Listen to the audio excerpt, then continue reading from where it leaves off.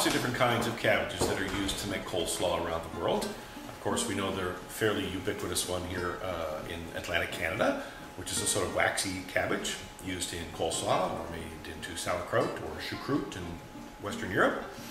There's also a purple cabbage, which of course we're going to be using in a couple different recipes in this book. We know it sort of braised with game or at Christmas time at Christmas table. Then there is a Savoy cabbage, which is kind of shaped like a regular one, but it has sort of crinkly texture. And as a consequence, it's not nearly so tough as a regular cabbage. It's softer. This is actually a really terrific kind of cabbage to use for stuffed cabbage rolls.